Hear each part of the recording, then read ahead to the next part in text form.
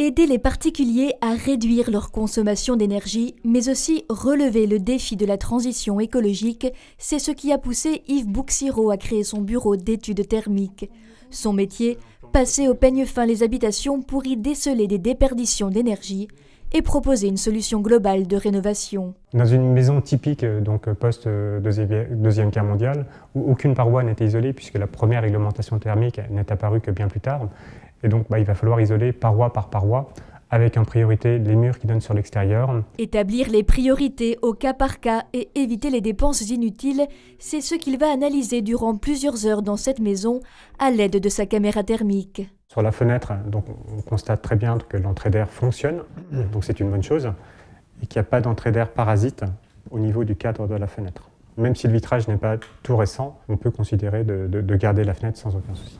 Conserver les fenêtres, mais isoler en priorité les combles, puis le plancher bas et les murs extérieurs, sans oublier d'optimiser la ventilation, telles seront les préconisations pour cette maison. De retour à son bureau, Yves va modéliser l'habitation et projeter différents scénarios de travaux et leur impact sur la facture énergétique.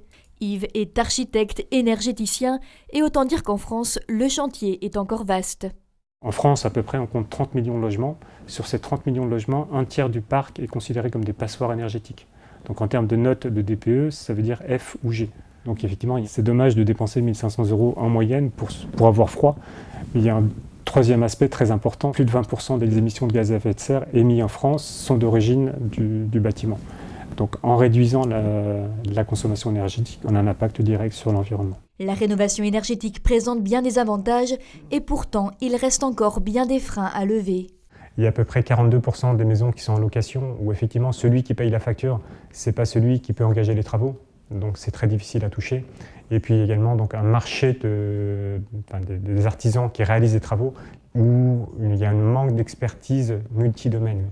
L'expertise multidomaine et indépendante, c'est justement la mission que s'est donnée Yves Bouxiro et ses clients, il les accompagne jusqu'à la fin de leur projet.